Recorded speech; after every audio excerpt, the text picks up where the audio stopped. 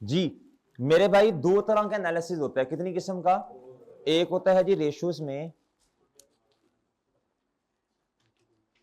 Vertical और एक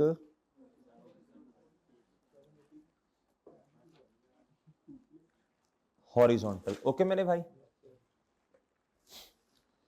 sir ये जो होता है ना मेरे चांद हॉरिजॉन्टल एनालिसिस, इसका मतलब ये होता है करंट ईयर अमाउंट माइनस करना है पिछले साल वाली अमाउंट, डिवाइड करना है पिछले साल से, मल्टीप्लाई बाय 100। इसे कहते हैं हॉरिजॉन्टल एनालिसिस करना। क्या करना मेरे भाई? यानी अपनी ही फाइनेंशियल स्टेटमेंट के साथ मुआवजा करना। क्या करना मेरे भाई? अपनी ही फाइनेंशियल स्टेटमेंट के साथ कंपैरिजन करना पिछले साल का। देखो ना, करंट माइनस बेस, करंट का मतलब इस वाला, बेस का मतलब पिछला, बेस का मतलब लिख लें, आपको दूसरी चौथी पांचवी में उस्तादों ने बताया होगा जी। ओल्ड कहते थे या प्रीवियस कहते थे? पिछला साल। इधर आए जी बच्चों, इधर बात सुनो। अच्छा ये कोई इतनी अहम बात नहीं है, बस बताना मकसूद थी थोड़ी सी ना। ये सेल है मेरे भाई, इधर देखना गौर से। कहता जी हॉरिजॉन्टल एनालिसिस कर दें, बच्चे कहते लो जी मारे गए, हालांकि है कुछ भी नहीं। ये मेरे भाई 2024 की सेल है, ये 2023 की सेल है। ये 24 है और ये क्या है भैया? 23 है। ये 24 है, ये 23 है। इन दोनों का डिफरेंस लो, इन दोनों का डिफरेंस लो ना जी।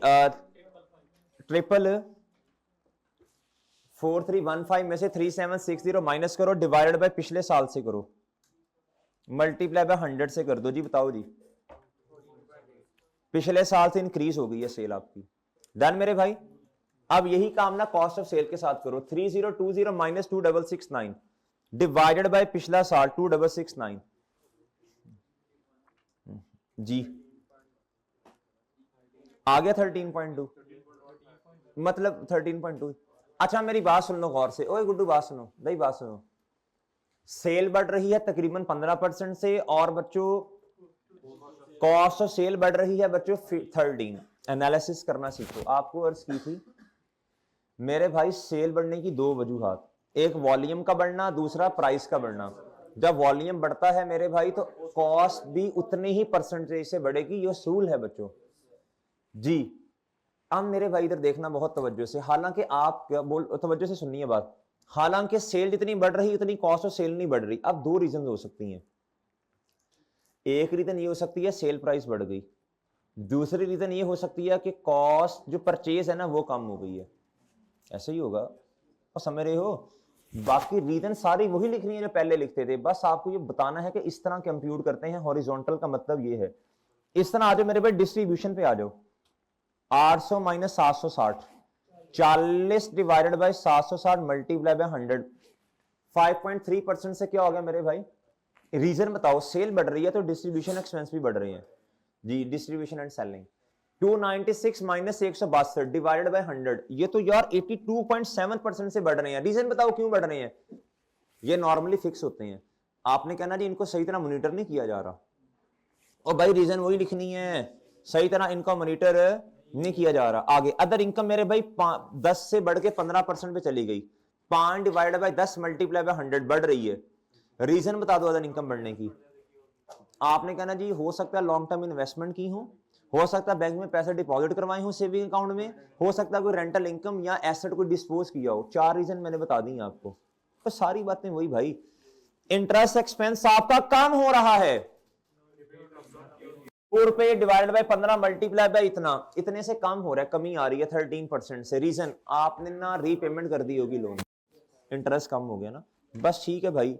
ये मेरा ख्याल है हॉरिजॉन्टल आपको समझ आ गई ना, इतनी की बात है। बाकी जी जी हाँ जी, हॉरिजॉन्टल इसलिए कहते हैं, हॉरिजॉन्टल कहते हैं मेरे भाई, इधर देखो, इन दोनों का चेन डिवाइडेड बाय ये इस तरह अपने ही फाइनेंशियल स्टेटमेंट के साथ कंपैरिजन करना, इसे कहते हैं क्या? नॉर्मली हॉरिजॉन्टल एनालिसिस कहते हैं। ठीक है जी, फॉर्मूला इस तरह है ना। अच्छा इधर देखें बच्चों, इधर देखें, ये हॉरिजॉन्टल इसे इसलिए कहते हैं ना, इसके साथ कंपैरिजन किया जा रहा है। और वर्टिकल कहते हैं, बताओ शाबाश, जिस तरह हम करते आए हैं, जीपी डिवाइडेड बाय दिस, इस तरह हॉरिजॉन्टल चलते हैं। GP divided by this, operating profit divided by this, net profit divided by this. Okay भाई, सही है। पीबीआईटी डिवाइडेड बाय बच्चों नॉन करंट एसेट्स, सही है। पीबीआईटी डिवाइडेड बाय बच्चों average capital employed, PBIT divide profit after tax divided by बच्चों average equity, current asset divided by current ratio, okay और सही है। इस तरह एनालिसिस करने को कहते हैं, इस तरह वर्टिकल, इस तरह। अच्छा जी, एक बात और सुन लीजिए, हर लाइन आइटम का अपना अपना कंपैरिजन करना पिछले साल से, इसे भी हॉरिजॉन्टल ही कहते हैं। निशानी क्या है भाई, जो आप current asset divide by current liabilities करके करंट रेशियो वगैरह निकालते हैं ना, इस तरह के एनालिसिस को वर्टिकल कहते हैं। वो आप करते आए हैं, वो मुझे बताने की जरूरत नहीं है, हॉरिजॉन्टल बस बताना था आपको, बता दिया। इन्वेंट्री का अपनी ही पिछले साल की इन्वेंट्री से कंपैरिजन, मेरे भाई ट्रेड रिसीवेबल का पिछले साल के ट्रेड रिसीवेबल से कंपैरिजन, और बात समझ रहे हो, लिख लो। हर लाइन आइटम का, हर लाइन आइटम का, हर लाइन आइटम का, हर लाइन आइटम का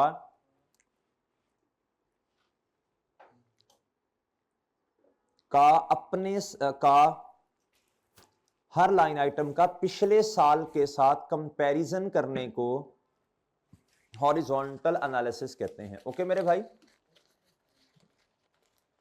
नहीं समझे बात, आगे समझ रहे हो, डन मेरे भाई। हाँ हॉरिजॉन्टल। अच्छा भाई इधर देखो, वर्टिकल किसे कहते हैं बताने की जरूरत नहीं है, आज तक वर्टिकल ही करते आए हैं। ये देख लो इधर, ये देख लो भाई इधर, ये 24 है, ये 2023 है। अब 23 से कंपैरिजन नहीं करना, 24 का अपनी ही चीजों के साथ GP divided by sale operate, ये देखने आ रहे नजर, ये हम हमेशा ऐसे ही करते आए हैं मेरे भाई।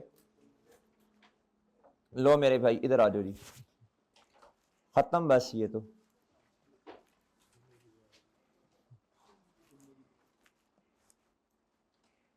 विंडो ड्रेसिंग पढ़ा दिया था, ये रेशियोज की लिमिटेशन भी पढ़ा दी थी।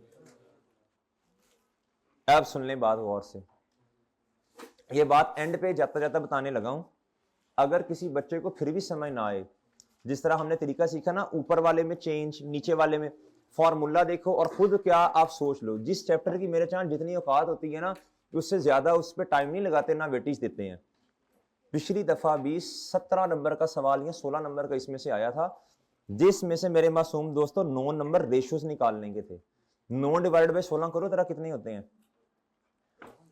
जिस बच्चे ने लेक्चर लिया इंसानों की तरह पढ़ा, उसके 9 में से 9 नंबर आए होंगे, नहीं आए तो जूतियां खाने के काबिल हैं। 56%। 7 नंबर की अंग्रेजी लिखनी थी, आंखें खोल के अगर अंग्रेजी पढ़ लेते तो मुझे यकीन है 3-4 नंबर उसमें से भी आ जाने थे। सही है सर, तो हम यार देखो, जब एक चीज है उस पर इतना क्यों खप रहे हैं हम बिला वजह, बिला वजह एक ही चीज की अंग्रेजियां याद कर रहे हैं, खपी जा रहे हैं, रट्टे ऐसे आंखें बंद करके रट्टे लगा रहे हैं, टाइम वेस्ट कर रहे हैं। आप क्या कर रहे हैं भाई, इतना नहीं इसको फैलाते। सही है, फिर भी अगर ये बहुत इंपॉर्टेंट होता, ये कोई 18 नंबर की सवाल आ जाते अंग्रेजियों वाले इस तरह के, तो मैं इस पे बड़ा जोर लगवाता। और सही है, अगर फिर भी किसी बच्चे को मसला आए तो भाई ये देखें, फिर ये समरी हमने बनाई है, ये हाई रेशो है, ये लो रेशो है, ये पढ़ लीजिएगा। ये तकरीबन वही बातें हैं जो आपको जुबानी कलामी बताई हुई हैं बहुत दफा। ठीक है भैया, लें सर, सिर्फ ये पढ़नी है, ये सिर्फ ये पढ़नी है मेरे भाई, सिर्फ ये हाई रेशो लो। और ये भी मैं आपको बता रहा हूं, ना पढ़िएगा, ना पढ़िएगा। लेकिन अगर कोई बच्चा कहता नहीं सर मेरी तसल्ली नहीं हो रही, तो ओके सर, ये गलत तो नहीं लिखी, ये भी सही है। ओके सर, सिर्फ ये इनको नहीं पढ़ना, ये तो मेरे भाई लग पता जाना, जब आप पढ़ेंगे आपको समझ कख नहीं आनी। सही है ना जी मेरे भाई। अब आप इस तरह करें, आपको ना होमवर्क दिया था कल, मतलब कल छोड़े, इग्नोर करें इस बात को, इग्नोर करें इस बात को, इग्नोर करें ना, प्री वालों को भी तो लेक्चर जाना है ना, छोड़े गलती होगी जी। अब आप ऐसे करें, वो प्रैक्टिस सेट का क्वेश्चन था, है क्वेश्चन बैंक का था।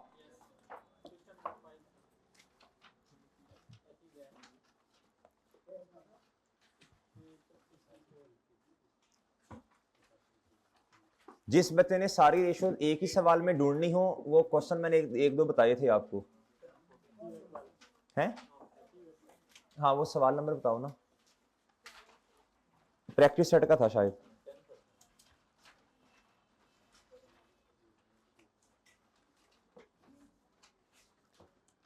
जी भाई किधर है वो यार? वो कौन सा क्वेश्चन था जिसमें वो 13 15 16 आ रही थी? क्वेश्चन 14 था प्रैक्टिस सेट का, प्रैक्टिस सेट का था। जिस बच्चे ने एक ही सवाल में सारी रेशियोज की प्रैक्टिस करनी हो, क्वेश्चन नंबर 14 और 12 प्रैक्टिस सेट का, वो कर लीजिएगा। वो होमवर्क में दिया था किसी जमाने में आपको। जी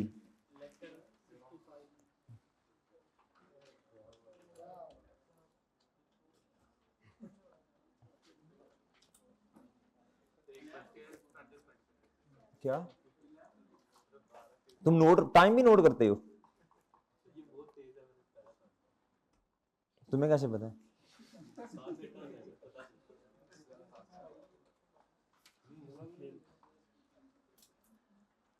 अच्छा अच्छा भाई, टाइम टाइम बड़ा शॉर्ट है, इसलिए हाथ से खेड़िया करते हैं बाद में। आ जा यार भाई। यार ये मुझे बताना सवाल कौन सा? ये रहा मेरे भाई। जी क्वेश्चन बैंक का मेरे भाई, क्वेश्चन बैंक का सवाल है ये, क्वेश्चन बैंक का सवाल है जी। आप जरा सुन लो, जरा बातें गौर से सुनते जाओ, जरा बातें गौर से सुनते जाना जी आपने। कहता state the affect increase decrease और नो अफेक्ट। आपने मेरे भाई मेरी बात गौर से सुन ले, ये सवाल जब भी आएंगे ना इस तरह के, आपने जनरल एंट्री से चलना है। कैसे चलना है? अगर आप जनरल एंट्री नहीं करेंगे आप फंस जाएंगे दोस्त, ये पहले ही बता रहा हूं। हैं? अच्छा जी, इधर आओ मेरे भाई। कहता जी आपने इंपैक्ट बताना है बच्चों ग्रॉस प्रॉफिट पे हर एक का, उसके बाद नेट प्रॉफिट पे, करंट रेशियो पे, स्टॉक टर्नओवर टाइम्स। अब आपको पता है स्टॉक टर्नओवर टाइम, बताएं जी क्या फॉर्मूला है? Cost of sale divided by average inventory. शाबाश। Return on non current asset और मेरे भाई क्विक रेशियो। डन भैया, डन सर जी। ले सर, एक एक को पढ़ते जाएं। क्या था? Pay balance of a major supplier from bank overdraft facility. क्या था? आपने ना बैंक ओवरड्राफ्ट, आपने बैंक से राब्ता किया, उन्होंने आपको जी पैसे निकलवाने की इजाजत दी, और आपने ना एक डेटर एक ना पेबल बैलेंस था यानी क्रेडिटर, उसका बैलेंस पे कर दिया। क्या कर दिया भैया जी? क्या था? And avail 5% discount. और जी क्या मिला आपको? डिस्काउंट मिला। एंट्री बता दें डिस्काउंट की। क्रेडिटर डेबिट 5% में मैं 10 कर लेता हूं, जो मर्जी कर लो। और मेरे भाई इधर क्या आ जाएगा अभी?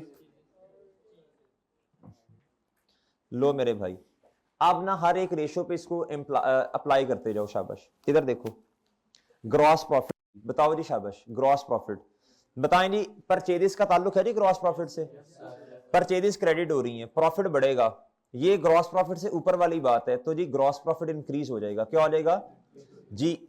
इसकी रेशो क्या है?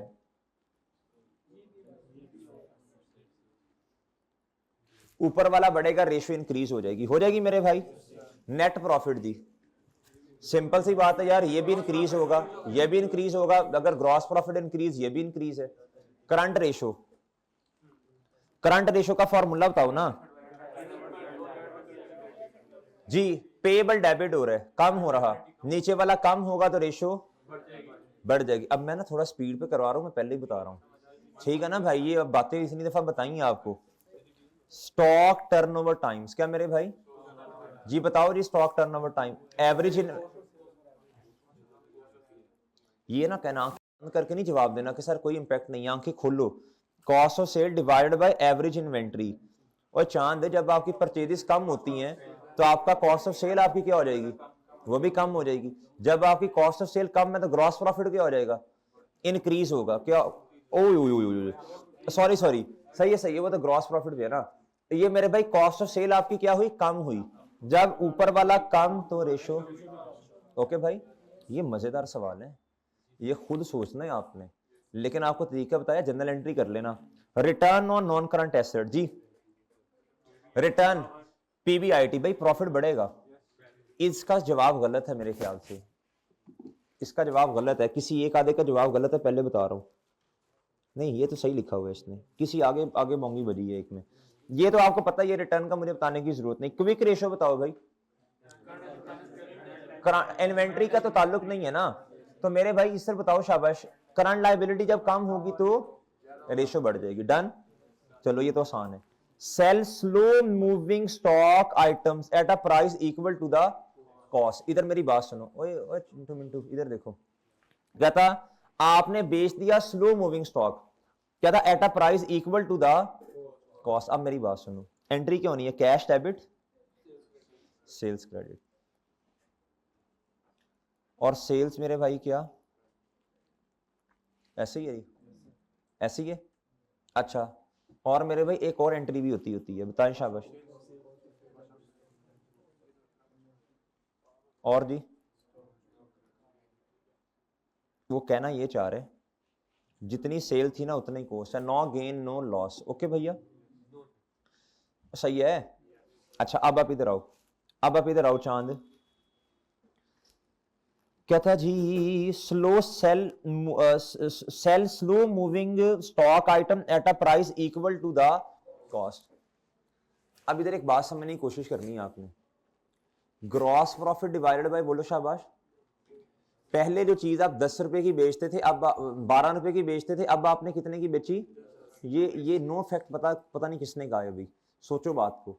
पहले जो चीज मेरे भाई आप 12 रुपए की बेचते थे, अब कितने की बेची है आपने? 10 की। नेट सेल कम होगी।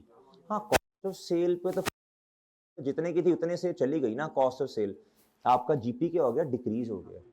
ये भाई गलत सोच रहे हो, इस पे कोई फर्क नहीं पड़ा, ये जितने की थी उतने की चलेगी, कॉस्ट से निकली। लेकिन ये पहले 12 से अब कम होकर 10 पे बेच रहे हो। आपकी जब सेल मेरे भाई 2 रुपए से कम हुई, सोचो ना, खुद सोचो, तो मेरे मासूम दोस्तों आपका जीपी कम होगा। अच्छा इस पे तो सेम इंपैक्ट आएगा मेरा ख्याल है, इस पे भी सेम इंपैक्ट आएगा। और लिंक करो ना प्रॉफिटेबिलिटी रेशियोज को, इस पे भी क्या आएगा बच्चों? करंट रेशियो बताओ मेरे भाई, current ratio, current asset, inventory चली गई ना, कम हो गई। जब इन्वेंट्री चली गई तो मेरे भाई ऊपर वाला कम तो रेशियो भी कम, डिक्रीज हो जाएगी। स्टॉक टर्नओवर जी, कॉस्ट ऑफ सेल बढ़ रही है ना, कॉस्ट ऑफ सेल इंक्रीज हो रही है, और बेशक जितने से भी हो रही है, बढ़ तो रही है ना, ऊपर वाला ज्यादा और नीचे एवरेज इन्वेंट्री। अच्छा ये मेरी बात अब सुनना जरा गौर से, अब सुनना गौर से बात, ये भी उस अमाउंट से, ये भी मेरा ख्याल है उसी अमाउंट से, तो क्या ख्याल है? अब वो कमजोर और वो वाली बातें आ जानी है। मुझे बताएं ये कमजोर या ये? एवरेज, जाहिर सी बात है यार, कॉस्ट ऑफ सेल तो ज्यादा होती है ना, एवरेज इन्वेंट्री एंड पे कम पड़ी होगी, तो ये कमजोर है, इसके हिसाब से इंपैक्ट लेना है। सेम अमाउंट से रहा है, बताएं नीचे वाला मेरे भाई क्या है? कम। अब नीचे वाला कम तो रेशो मेरे चांद, इसका जवाब चेक कर लो, इसका जवाब चेक करो, नो फैक्ट लिखा है, इंक्रीज लिखा हुआ है यार, पता नहीं किसी एक का गलत है। मैं क्विक रेशो पे जाओ मेरे भाई जी, क्विक रेशो पे जाओ ना, करंट एसेट में से इन्वेंट्री माइनस करो, इन्वेंट्री जब माइनस करेंगे तो ऊपर वाला कम होगा, ऊपर वाला कम तो रेशो जी, तो क्या होगी मेरे भाई? हैं एक मिनट, है इस इधर देखो मेरे भाई, कैश आया तो इन्वेंट्री चली भी तो गई ना मेरे भाई, एंट्री करो ना, कैश आया और इन्वेंट्री चली गई, ऊपर वाला और नीचे वाला, लायबिलिटी पे तो इंपैक्ट ही कोई नहीं है, इसका फिर क्या होगा बच्चों? No impact. कैश बढ़ गया, क्विक रेशो का फॉर्मूला लिख लेते हैं भाई, current asset minus divided by, इस पे तो कोई फर्क ही नहीं है, ठीक है जी, ये तो आना ही नहीं है। और करंट एसेट बढ़ गए कैश, हाँ ये सही कह रहा है भाई, ठीक है, ये जब कैश बढ़ेगा तो रेशो क्या हो जाएगी मेरे भाई? बढ़ जाएगी। इन्वेंट्री को तो हमने शामिल ही नहीं करना ना इसमें, इन्वेंट्री को तो वैसे ही इस तरह लेना ही नहीं होता, माइनस इन्वेंट्री का मतलब है आपने नेट करना होता है इसे। रेशो क्या हो जाएगी मेरे भाई? इंक्रीज होगी। क्या होगी भैया? इंक्रीज। किस में मेरे भाई? हाँ करंट रेशो में नो इंपैक्ट आएगा, हाँ उसको मैं इधर मिक्स कर गया शायद, नो इंपैक्ट आएगा। एक दफा कैश बढ़ा और उतने से ही इन्वेंट्री क्या होगी मेरे भाई? कम हुई, करंट लायबिलिटी में फर्क नहीं है, जो इधर बता रहा था वो इसके लिए अप्लाई कर देना, ठीक है भैया। कैश बढ़ गया, इन्वेंट्री कम, 10 से कैश बढ़ा, 10 से इन्वेंट्री कम हुई, तो करंट एसेट्स पे कोई इंपैक्ट नहीं, एक बढ़ा एक कम, इस तरह की बातें काउंटिंग में बढ़ते होते थे, याद है जी। आगे आ जाओ, debtors balance by offering cash discount of 10%, जल्दी बताएं, रिकवर आपने क्या किया बच्चों, डिस्काउंट दिया, डिस्काउंट अलाउड की जल्दी से एंट्री बताओ, शाबाश। Receivable, credit, sale, debit. अब मेरे भाई देखो, अब ना जब ये एंट्री कर लो फिर समझ आएगी मेरे भाई, सेल्स डेबिट 10 रुपए कर लो, और रिसीवेबल यानी डेटर, अच्छा याद रखना करंट एसेट में जाना है, भूल ना जाए हम। सेल जब कम होगी तो ग्रॉस प्रॉफिट रेशो कम, नेट प्रॉफिट रेशो वो भी कम, और रिटर्न ये वाली पीबीआईटी वाली, ये वाली, ये वाली, ये भी मेरे भाई कम, नॉन करंट एसेट पे तो इंपैक्ट ही कोई नहीं है ना। और मेरे भाई करंट रेशो के बारे में बता दे, करंट रेशो के बारे में, ऊपर वाला क्या हो रहा है, बोलो करंट एसेट है ना, ये कम हो रहा है, ऊपर वाला कम तो रेशो कम। क्विक रेशो के बारे में भी साथ ही सोच लें, क्विक रेशो के बारे में भी साथ सोचे ना, ये भी तो मेरा ख्याल है मेरे भाई रिसीवेबल है ना, करंट एसेट कम तो रेशो कम, एक रहेगी मेरा ख्याल है ये वाला जी, स्टॉक टर्नओवर, इसका कोई इंपैक्ट होगा जी, बताएं जल्दी से। Cost of sale divided by average inventory, इसका कोई इंपैक्ट होगा मेरे भाई, नहीं नहीं, सेल का यार कॉस्ट ऑफ सेल से तो कोई इंपैक्ट नहीं, वो जीपी पे आएगा, इसका तो नो इंपैक्ट है, क्या है भाई। आगे, offer extended credit terms of 90 days, कहता जी ऑफर क्या कर दिए बच्चों, क्रेडिटर ने क्या किए बच्चों, 90 डेज ज्यादा उसने कहा जी लेट करके पेमेंट करना, कहता विच वुड इंक्रीज सेल, कहता उस वजह से क्या हो गया, हमारी सेल बढ़ गई, कहता एग्जिस्टिंग एट एग्जिस्टिंग मार्जिन्स, मेरे भाई मार्जिन का मतलब प्रॉफिट होता है, क्या होता है भैया बताइए, इंपैक्ट क्या होगा, जल्दी बताएं शाबाश। ग्रॉस प्रॉफिट रेशो क्या होगी भाई, देखो ना जब सेल बढ़ी, अच्छा आपको एक बात बताई थी, सेल बढ़ने की दो वजूहात हैं, बोलो शाबाश, एक वॉल्यूम है और एक क्या है, और एक क्या है बच्चों, अच्छा अगर वॉल्यूम बढ़े ना तो आपका मार्जिन नहीं बढ़ता, ये मैं 2-3 दफा बात बता चुका हूं, ये बात कई दफा बता चुका हूं। अच्छा कहता है offer extended credit terms of 90 days which would increase sale at existing margin. अब ना दो वजूहात है इसकी, कितनी वजूहात हैं भैया, एक है मेरे मासूम दोस्तों वॉल्यूम का बढ़ना, और दूसरी है मेरे भाई प्राइजेस का बढ़ना। जब वॉल्यूम बढ़ता है ना भाई, जब वॉल्यूम बढ़ता है तो ऊपर वाला सेल्स बढ़ जाएंगी और आपकी कॉस्ट ऑफ सेल भी बढ़ेगी, ग्रॉस प्रॉफिट कांस्टेंट रहेगा, क्या रहेगा।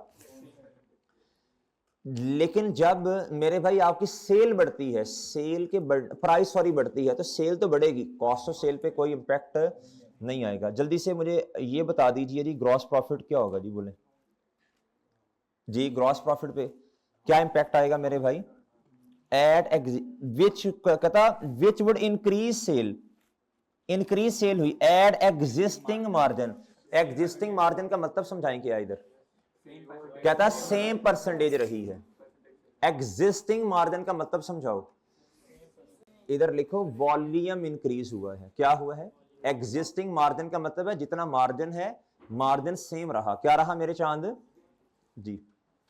लिखो लिखो उर्दू में लिखो ना, सर ना हिलाओ अदन, लिखो इसको, लिखो सेल बढ़ी वॉल्यूम के बढ़ने की वजह से, कोई फर्क नहीं पड़ा चांद। नेक्स्ट आओ जी मेरे मासूम दोस्तों, नेट प्रॉफिट पे सोच के जवाब बताना बगैर सॉल्यूशन देखे, सोच के जवाब बताओ, सोच के जवाब बताओ ना। जब ग्रॉस प्रॉफिट आपका सेम है तो नेट प्रॉफिट पे कोई इंपैक्ट आएगा, नहीं आएगा। तो इधर जवाब देखो क्या लिखा हुआ है, कोई लॉजिक बनती है तो मुझे दलील दे दे भाई। जीपी वाला देखो, एट एग्जिस्टिंग मार्जिन का मतलब है वॉल्यूम के बढ़ने की वजह से आपकी सेल बढ़ी, जब सेल बढ़ेगी तो कॉस्ट ऑफ सेल भी तो बढ़ेगी ना। आप पहले 5 यूनिट्स बेचते थे, आप 10 यूनिट्स बेच रहे हैं, तो भाई 5 यूनिट मजीद परचेज भी तो किए ना आपने, सही है जी, बात समझ आई। अच्छा रख भाई, और मरे पहले ये सेल्स हैं, ये क्या है बच्चों, लेस,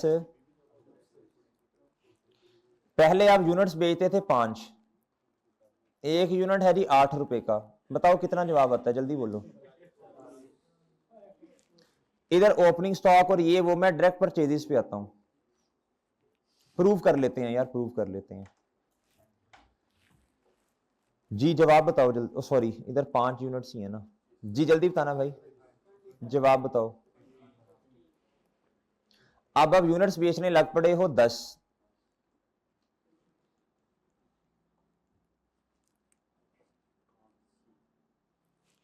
₹8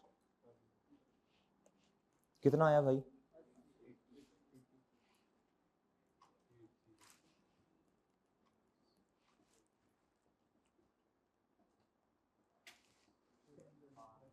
इधर 5 क्यों करने हैं भाई जी?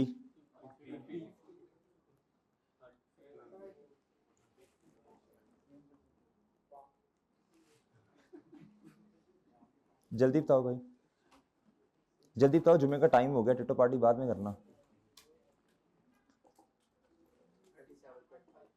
इधर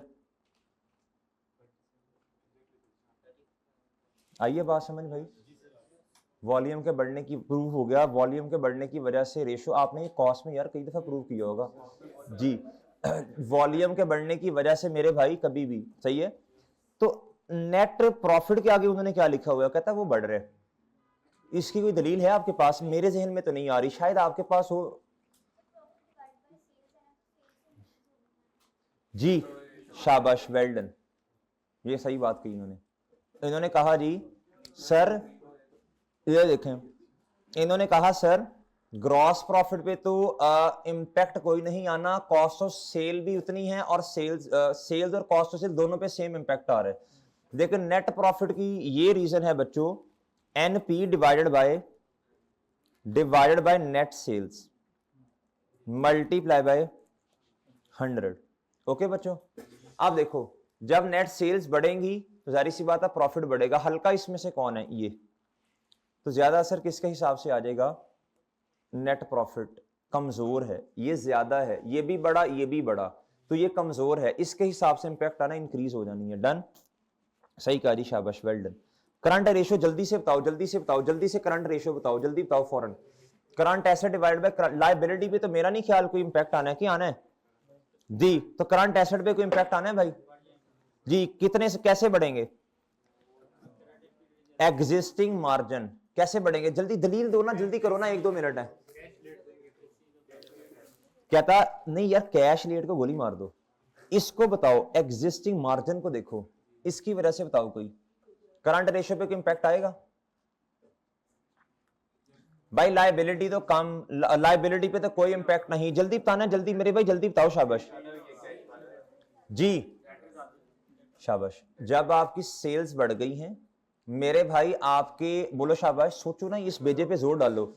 जब आपकी जो है ना सेल्स बढ़ गई हैं तो ऑब्वियसली या तो कैश भी बड़ा होगा, दो ही काम हो सकते हैं, या रिसीवेबल बड़ा होगा। ठीक है, अब ये थोड़ा सोचने वाला पॉइंट था। क्या था? क्योंकि ये डायरेक्ट नहीं था, इनडायरेक्टली आपको ना किसी के साथ लिंक करके जवाब बताना पड़ा इधर। तो बात समझे हो मेरे भाई? जब आपने डेटर्स, जब आपकी सेल बढ़ी मेरे मासूम दोस्तों, करंट एसेट में या तो कैश बड़ा होगा या डेटर्स बड़े होंगे। सही है भैया, करंट एसेट्स बढ़ गए, ऊपर वाला बड़ा तो रेशियो इंक्रीज। आगे जल्दी बोलो, जल्दी। क्विक रेशियो के बारे में भी मेरा ख्याल है सेम बात होनी है। क्विक रेशियो तो सेम है ना। इधर बताओ, cost of sale divide by average inventory जी। कॉस्ट ऑफ सेल क्या हो जाएगी मेरे भाई? इंक्रीज होगी, बिल्कुल इंक्रीज होगी, शाबाश। ऊपर वाला ज्यादा, एवरेज इन्वेंटरी पे इंपैक्ट बता दो जल्दी से। एवरेज जल्दी बताओ ना, जल्दी। एवरेज इन्वेंटरी पे कोई इंपैक्ट आएगा? नो। तो मुझे ऊपर वाला इंक्रीज होगा तो रेशियो इंक्रीज। एक रहेगी return on non current asset, PBIT. PBIT बच्चों बढ़ेगा। क्या होगा बच्चों?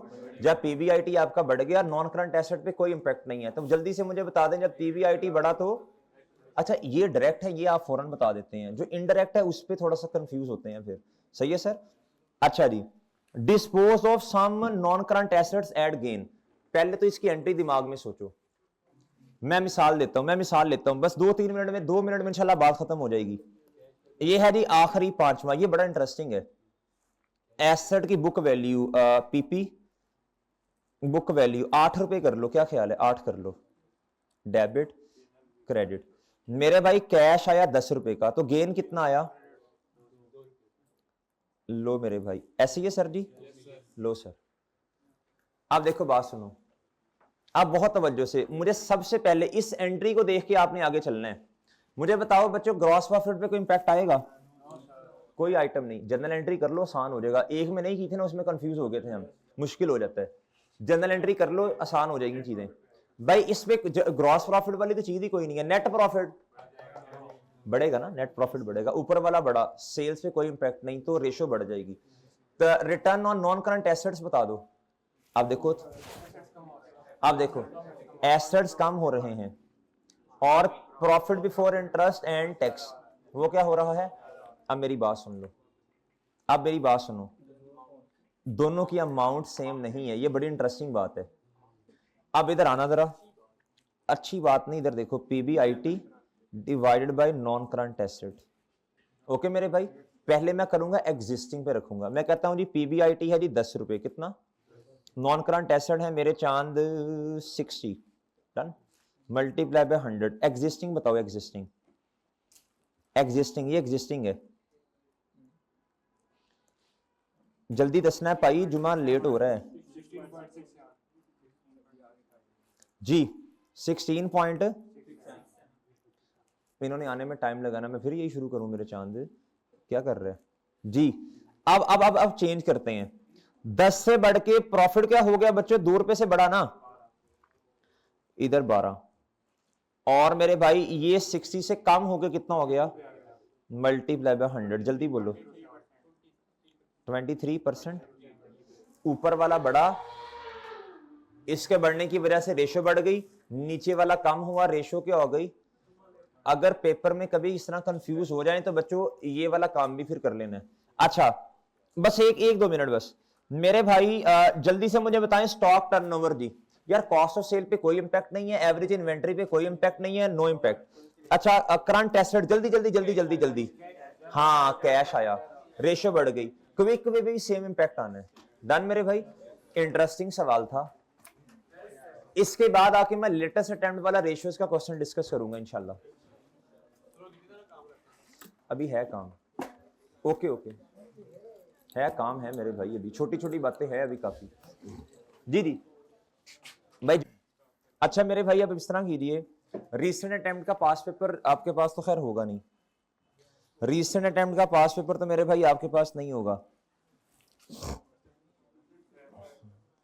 रीसेंट अटेम्प्ट का पास पेपर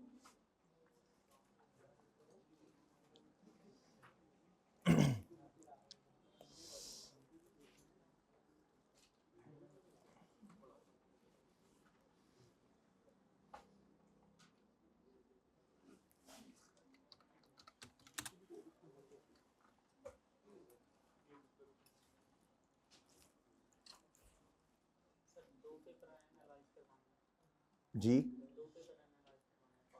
मैं तो करवा दूंगा, ईशा तक 10 बजे तक बैठ जाओ रात, मैं रेडी हूँ अल्हम्दुलिल्लाह, इतना स्टेमिना में 16 घंटे पढ़ा सकता हूँ, मैं रेडी हूँ, जो जो कहते जाओगे मैं पढ़ाता जाऊंगा, आपने बोलना है।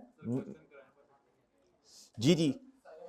अच्छा अब अभी अभी अभी जो मेरा प्लान है ना उसके मुताबिक चल लो, उसके बाद जिसने जो समझना है मैं रेडी हूँ, रात 12 बजे तक क्लास रख लो, मुझे इशू नहीं है। ठीक है डन। अच्छा चलो अभी अभी जो प्लान है ना, मोटी मोटी बातें वो आगे पीछे ना हो जाए, वो देख लो जरा जी। मैंने जाना है, अगर रात होगी ना तो फिर आप इकट्ठे चलेंगे इंशाल्लाह, ठीक है? फिर इकट्ठे जी, वो मैं देखता हूं अभी। इधर जी मेरे भाई, इधर आओ इधर। कहता based on the financial statement for the year ended 30 जून 2024, कहता प्रोवाइड, कहता जी provided above calculate the PLs ratio in comparison with the benchmark ratio. भाई आप जो इधर रेशियोज कंप्यूटेड है ना मेरे दोस्तों, ए इधर आपने वो सारी रेशियोज मेरे भाई कंप्यूट करनी है। डन, इसके 9 नंबर हैं, कितने हैं इसमें से ना? इधर सुनिएगा बात, बेसिक अर्निंग पर शेयर ना ये रेशो पहली दफा पास पेपर में आई और बच्चे परेशान हो गए होंगे। हालांकि बेसिक ईपीएस के इतने सवाल किए, इतने सवाल, जब भी कोई चीज आ जाती है ना वो रेशो में इसने पूछ लिया, बच्चे अभी आउट ऑफ सिलेबस आ गई बात। भाई कर सकते थे कंप्यूटर या नहीं? भाई हो सकती थी कंप्यूट या नहीं? इस 9 में से 9 नंबर लेके आने चाहिए थे आपको, चलो 8 तो कम से कम आते। ये अब खुद आपने कैलकुलेट कर लेनी है, ये मैं नहीं करवा रहा, मैं थोड़ी अंग्रेजी आपको पढ़वाऊंगा। मेरे मासूम दोस्तों इधर आओ इधर देखिएगा, कहता है जी नंबर ऑफ ऑर्डिनरी शेयर्स, इधर देखें 215 डिवाइडेड बाय 10 कितने हो गए भैया, बोलो शाबाश, कितने हो गए भैया? अच्छा अब देखना, इधर देखना, ये आप रेशियोज किस साल की कंप्यूट कर रही है दोस्तों जी? 30 जून 2024 ऐसे ही है जी। अब आप इधर आओ जरा, इधर आओ, ए ए ए ए ए ए ए ए ए ए कहता जी, ये गौर से सुनना, कहता ऑन 1 दिसंबर 2023, कब मेरे भाई? कहता PL issued 20% right shares at a par value, at a par value. 30 June 2024 year का एंड है, ऐसे ही है जी मेरे भाई। इसका मतलब है 5 महीने 5/12 पुराने नंबर ऑफ शेयर्स, ऐसे ही है सर। और दोस्तों आगे 1 दिसंबर 23 से लेके 30 जून 2024 तक कितने नंबर ऑफ शेयर, सॉरी कितना टाइम पीरियड जी? 7/12। इसमें तो कोई इख्तलाफ नहीं होगा किसी को। दूसरी बात मेरे भाई, weighted average number of shares में आपने एडजस्टमेंट फैक्टर निकालना है, निकाल लोगे यार? ये तो सोल्यूशन देखिए आप कर लोगे ना खुद। ये 20% है, जितने नंबर ऑफ शेयर्स होंगे आप इस तरह कीजिएगा 1 मेरे भाई, और क्या उसका नाम है 0.20, और न्यू बिफोर न्यू आफ्टर कर लेंगे ये वाला काम। अच्छा नंबर ऑफ शेयर इंक्रीज कर लोगे आप, इसमें कोई मसला नहीं है। एडजस्टमेंट फैक्टर निकालने में भी इंशाल्लाह मसला नहीं होगा। कैसे मेरे भाई? इमीडिएटली बिफोर द शेयर, ये राइट शेयर से पहले प्राइस थी 32 रुपए। सर कितने का इशू किया जी? किधर लिखा हुआ है? 20, at par value, at par value, इसका मतलब है 10 रुपए पे इशू किया, और भैया 32 रुपए क्या है बच्चों?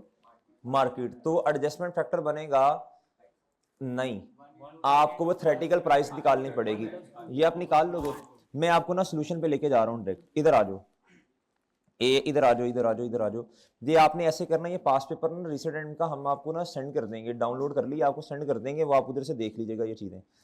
लो मेरे भाई, ये सवाल था, मेरा ख्याल है इसका सोल्यूशन नहीं मैंने बनाया हुआ, ये आई के आपके फॉर्मेट पे ही है जी। ये है मेरे भाई, इधर देखो, इधर देखो जी, ये है जी नंबर ऑफ ओपनिंग शेयर्स। ये आपको ना कंप्यूट करने पड़ेंगे, क्या करने पड़ेंगे भैया? कंप्यूट करने पड़ेंगे, कर लेंगे इंशाल्लाह, मसला नहीं है। देख लेना, ये 5/12, और इसके बाद बच्चों ये कितने हो गए? 18 हो गए, ये इंक्रीज हो गए ना, इंक्रीज हो गए। अच्छा इसके साथ मेरे भाई टाइम फैक्टर कितना है जी? 7/12 नहीं, सॉरी गलत बोल गया हूं, इसके अलावा एक और भी है। ऑन 1 मई 2024 पीएल इशूड, बोला शाबाश, PL issued 3.5 million shares at market value. हाँ जी, इसके साथ तो मेरा ख्याल है 3.5 उसने खुद दिया ना, आपको कंप्यूट करने की जरूरत ही नहीं है 3.5, और इसमें एडजस्टमेंट फैक्टर ने भी नहीं आना। डन मेरे भाई। तो इधर टाइम पीरियड कितना आना है? 2/12। कर लोगे कंप्यूट? कर लोगे भैया? एडजस्टमेंट फैक्टर वगैरह निकल आएंगे जी। और ये तो आपको वैसे ही पता है, इधर वेटेड एवरेज से डिवाइड करोगे ये जवाब आ जाएगा। अब जो काम की बातें ना वो जरा समझानी है आपको, इधर देखिएगा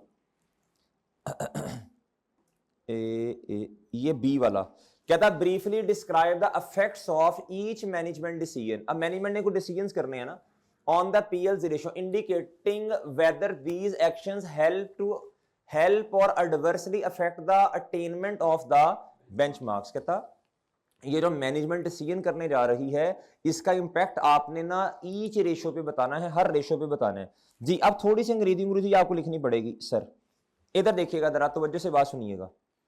कहता to achieve the benchmark ratio, कहता था मैनेजमेंट ऑफ पीएल। असल में ना स्टोरी सवाल में ये है, ये ना बेंचमार्क जो है ना, ये दिया हुआ, ये बेंचमार्क है। ये क्या है जी? इसको ये अचीव करना चाह रही है मेरा ख्याल है, पोटेंशियल बायर, इस तरह की बातें हैं, इतना होना चाहिए, इतना होना चाहिए। अब ना इतना हो नहीं रहा मेरे ख्याल से। अब ये मैनेजमेंट ने कुछ डिसीजन लिए हैं जिसकी वजह से रेशियोज जो है ना ये बेहतरी की तरफ जा रही हैं, शायद या नहीं जा रही, तो आपने कमेंट कर देने हैं। कहता जी to achieve the benchmark ratio, to achieve the benchmark ratio का मतलब क्या है? इस बेंचमार्क को अचीव करने के लिए management of PL has made the following decision in July 2024, year and 2024 से 30 जून, उसके बाद जाके डिसीजन लिए जा रहे हैं।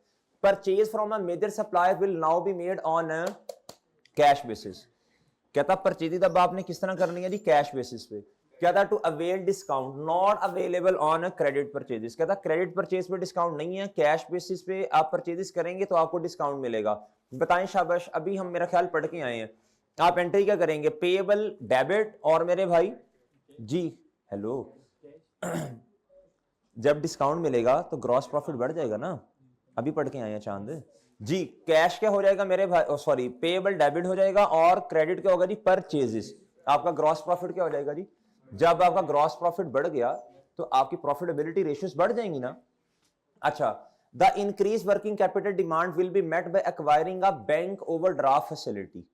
कहता जी वर्किंग कैपिटल जो है ना ये इंक्रीज हो रहा है, क्या हो रहा है, उस डिमांड को फुलफिल करने के लिए आपको बैंक से राब्ता करना पड़ा और आपने बैंक ओवरड्राफ्ट फैसिलिटी ले ली। ये बात तो वजह से पढ़नी है।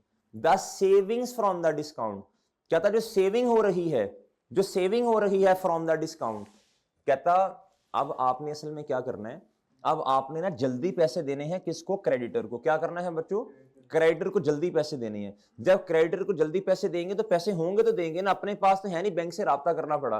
अब मेरे भाई ऐसा ना हो कहीं डिस्काउंट लेने के चक्कर में इंटरेस्ट ज्यादा आ जाए, डिस्काउंट मिले 10 रुपए का और भाई इंटरेस्ट देना पड़ते 15 रुपए, ये तो लेने के देने पड़ जाने हैं। वो कहना चाह रहे हैं the saving from the discount are expected, कहता to exceed the interest on the, कहता डिस्काउंट जो है ना वो असल में ज्यादा मिल रहा है और इंटरेस्ट क्या है बच्चों, एक्सपेंस कम है। अब बच्चों आपकी प्रॉफिटेबिलिटी रेशियोज इंक्रीज हो जानी है, क्या हो जानी है मेरे भाई, ये तो बेहतरी की तरफ बात जा रही है। किसकी तरफ बात जा रही है बच्चों, बेहतरी की तरफ बात जा रही है। ओके मेरे भाई, अच्छा आगे ए फर्दर इश्यू ऑफ, अच्छा ये मैं हल्की हल्की बातें बता रहा हूं, आपने सोल्यूशन पढ़ लेना है, मैं हिंट दूंगा, आप इंशाल्लाह पढ़ लेंगे, आपको समझ आ जाएगी। A further issue of redeemable preference shares, जी पहले मुझे बताएं रिडीमेबल प्रेफरेंस शेयर्स होते क्या हैं। रिडीमेबल प्रेफरेंस शेयर्स होते क्या हैं जी, लायबिलिटी। कहता will be made to finance the installation of a solar system at the office premises. कहता जी हमारे पास पैसे नहीं है, हमने वो सोलर सिस्टम लगवाना है। कहता जी वो तो खैर नॉन करंट एसेट हो जाएगा ना। कहता लेकिन उसके लिए ना हमें लायबिलिटी, लोन लायबिलिटी होगा ना रिडीमेबल। कहता जी रिडीमेबल प्रेफरेंस शेयर इशू करने पड़े, ऐसी क्या मेरे भाई। अब सुनना है बात, कहता the saving in electricity cost. अब देखो, अब जब रिडीमेबल प्रेफरेंस शेयर्स हैं इनके ऊपर आपको रिटर्न देना पड़ेगा, जब इनके ऊपर आप रिटर्न देंगे तो मेरे मासूम दोस्तों वो जो फाइनेंस चार्जेस, सही है ना, प्रॉफिटेबिलिटी वो कम हो जाएगी। फाइनेंस चार्जेस बढ़ेंगे, प्रॉफिटेबिलिटी कम हो जाएगी। कहता था सेव नहीं, the saving in electricity cost are, ओहो किधर चला गया भाई,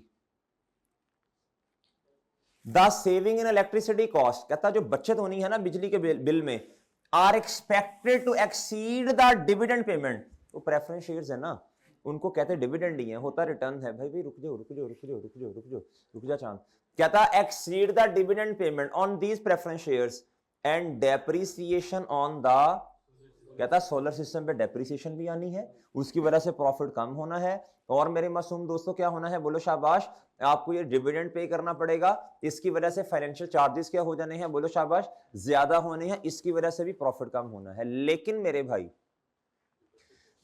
मेरे भाई ये जो आपको बिजली के बिल में बचत होनी है, कहता है ये ज्यादा है इन दोनों से। इससे बताओ मेरे भाई प्रॉफिटेबिलिटी रेशियोज, ग्रॉस प्रॉफिट तो खैर नहीं बढ़ेगा, बाकी रेशियोज क्या हो जाएंगी भैया, बढ़ जाएंगी। ऑपरेटिंग एक्सपेंस है ना, डन मेरे भाई, ये तो बेहतरी की तरफ बात जाएगी। ओके सर, ले सर। हाँ एक बात और करनी है मेरे भाई, गियरिंग रेशियो पे क्या इंपैक्ट आएगा, गियरिंग रेशियो पे, गियरिंग वो क्या, वो गियरिंग रेशियो ज्यादा हो जाएगी, आपका लोन बढ़ जाएगा ना, debt divided by debt plus equity, तो आपका क्या होगा बच्चों, लोन बढ़ गया, सही है, गियरिंग रेशियो ज्यादा हो जाएगी, ये बात भी याद रखना। हाँ जी, वो तारीख उसने नहीं लिखी ना, नॉर्मली फिर लॉन्ग टर्म ही समझते हैं हम इसे, ठीक है। अच्छा जी, short term bank overdraft facility को शॉर्ट टर्म समझेंगे। हाँ जी, तो रिडीमेबल के साथ कुछ नहीं लिखा तो लॉन्ग टर्म समझेंगे। बैंक ओवरड्राफ्ट फैसिलिटी भी लोन है लेकिन वो शॉर्ट टर्म है। आगे आगे कहता है a revaluation policy for PP will be adopted to reflect the increase in fair value in the financial statement. जी बताएं जिससे क्या होगा, एसेट ज्यादा हो जाएगा, शाबाश वेल डन, एसेट की वैल्यू बढ़ जाएगी, इंक्रीज द फेयर वैल्यू, और क्या होगा, डेप्रिसिएशन एक्सपेंस बढ़ेगा, डेप्रिसिएशन एक्सपेंस बढ़ेगा तो प्रॉफिट कम हो जाएगा, प्रॉफिटेबिलिटी रेशियोज कम हो जाएंगी, जीपी के अलावा बाकी। ओके मेरे भाई, और ओके है सर जी, बात समझ रहे हैं? अब सोल्यूशन पढ़ लेंगे इंशाल्लाह, कुछ ना कुछ जहन में आ जाएगा। ओके यार, जितना भी समझ आया 7 नंबर का 3-4 तो बंदा ले ही सकता है, जरूरी थोड़ी है कि सोल्यूशन के साथ 100% हमने मैच करना है। डन भैया? ओके सर, अब इस तरह कीजिए मेरे भाई, इधर आए जी, और आप ना एनपीओ निकाल लें। शाबाश, एनपीओ जी। ये रोक दीजिएगा, ये रोक दीजिएगा लेक्चर इधर।